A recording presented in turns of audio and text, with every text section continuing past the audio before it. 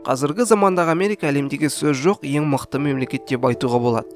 Әлемде 800-ге жуық әскери базасы бар және тек қана өзінің армиясы үшін 600 миллиард долларды жұмсайды. Бұл шамамен планетамыздың 37% армияға жұмсалатын ақшасы. Дәл қазіргі уақытта әр мемлекеттерде болып жатқан әртүрлі қақтығыстар ақш тарапынсыз өтпейді. ақштың не үшін сондай мықты мемлекет екенін білуіміз үшін оның тарихына көз жүгіртуіміз керек, яғни супердержава болмастан бұрынғы уақытқа. ақш мемлекеті құрылған кезден кейінгі 7 жыл ішінде ақ шекара аумағы едәуір үлкейген болатын. Ағылшындықтардан егемендік алғаннан соң тез дамып жатқан ақшқа тек қана дами беру керек болды. Өте тез дамып келе жатқан ақш 1867 жылы ақ Ресей империясынан өте үлкен аумақты алып жатқан Алясканы сатып алды.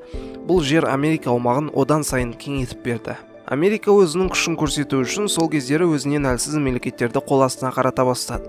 1898 жылы Куба жері үшін американдықтар мен испандықтар соғысты.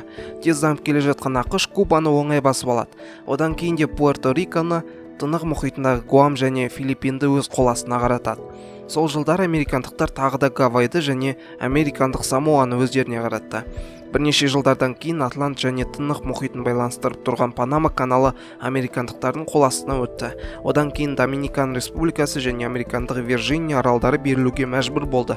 Дәл осы кезеңдер Америка үшін ең сәтті период болды. Басып алғанмен қоймай, сол кездегі басқа да мемлекеттермен тығыз байланыста болды. Мысалға Қытаймен сауда ашық болды, яғни кеден ашылды. Бірінші дүниежүзілік соғыс Американың мықтылығын көрсетті. Американың жай ғана территориясы алып емес, сонымен қоса әскери күші айқын білінді. Онымен қоса сол кездегі президенті Вильсон ұлттар арасындағы бейбітшілік саммиттер мен конференцияларында үлкен рөл ойнады. Сол кездері соғыстарды азайту үшін дәл осы президент ұлттар лигасын құрады. Ұлттар лигасы әлемдегі бейбітшілік пен ынтымақты сақтауға міндетті болды. Тек қана осы лига Американың қандай дәрежедегі мемлекет екенін көрсетті. Екінші дүниежүзілік соғыс басталғанда ақш нейтралдық режимді ұстады. Соғысқа кіру үшін себеп керек еді. Дәл сол кезде мына жақтағы Жапония Қытайды ойсырата жеңе бастаған болатын. Онымен қоса Гуам, Филиппин, Гавай сияқты Американың иелігіндегі аралдарды басып ала бастады. ақш жауап ретінде екінші дүниежүзілік соғысқа кіріп кетті және Жапонияны жай ғана жеңген жоқ, ойсырата жеңді. Сол кездегі алғаш рет Хиросима және Нагасаки қалаларында атом бомбасын тасталқан етті. Соғыстан кейінгі жылдары американдықтар біріккен ұлттар ұйымын құруға көп күш жұмсады. Ағылшындықтардың өзі соғыстан кейінгі жылдары американдық банктерден қарызға ақша алуға мәжбүр болды. Осы себептердің өзі сол кездердегі ақшты бірінші супердержава етті.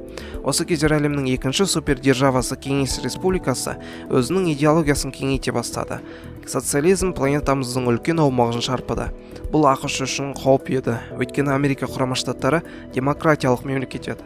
Сондықтан ақш та құрып қарап жатпай қасына альянс жина бастады және НАТО-ны құрды. Осы периодтар бәріміз білетін ақш пен Кеңес Республикасы арасындағы суық соғыс басталып кетті. Суық соғыс кезінде ақш үлкен аумақты қарату үшін жүздеген соғыс жүргізген болатын. Кеңес Республикасы құлағаннан кейін ақш құрған НАТО өзіне жаңа альянстарды қабылдай бастады.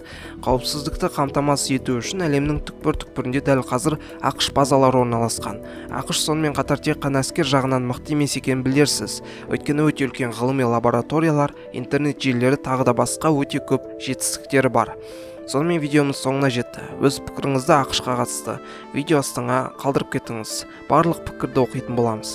Видеоға лайк қойып, арнаға тіркелуді ұмытпаңыз. Сіз үшін жай ғана саусақ тигізу, ал біз үшін үлкен қуаныш.